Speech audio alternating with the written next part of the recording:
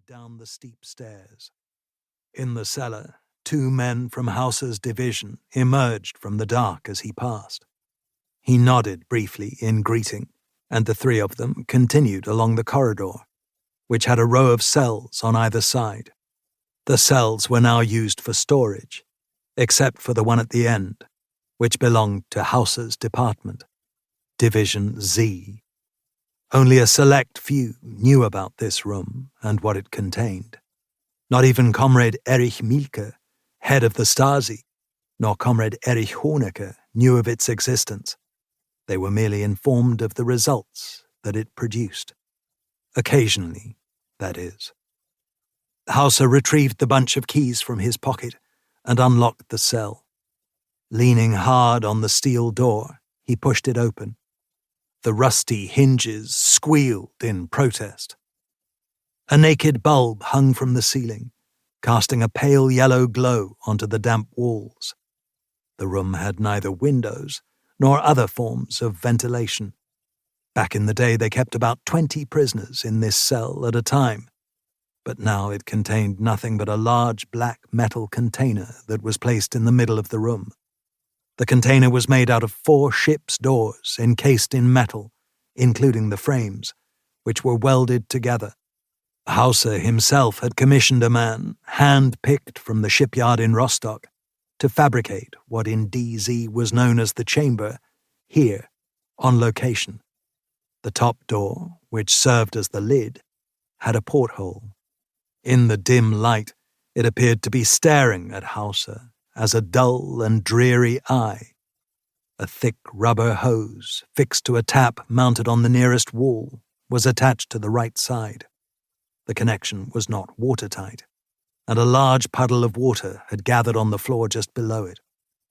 Hauser stepped over the puddle, walked up to the chamber, and leaned over the rusty lid, where the black paint was peeling off in large flakes. He rubbed the fist of his gloved hand against the porthole and banged on the glass. There was a violent surge of movement inside, and water splashed up against the inside of the pane. Hauser banged on the glass again, and this time a large, swollen face emerged from the dark, and bloodshot eyes stared at Hauser in blind panic. "Only the innocent sleep, Leo," mumbled Hauser. 2.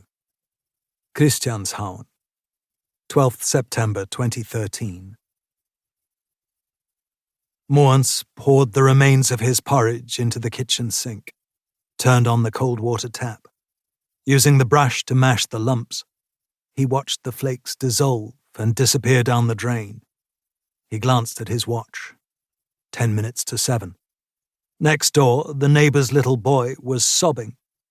Mogens dried his hands on the dishcloth and looked down to make sure he had not spilt any of his breakfast on his shirt.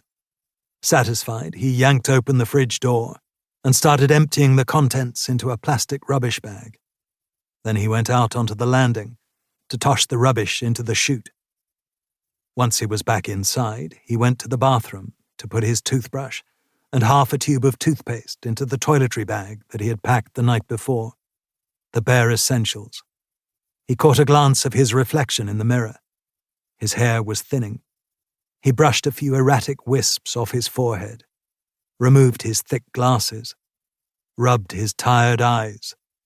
He was only 42 years old, but he felt as if he had 1 foot in the grave.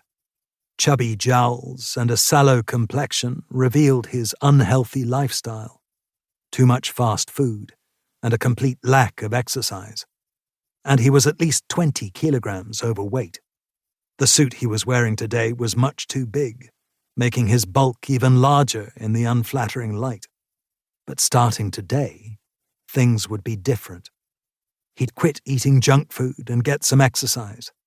Starting today, everything was going to change.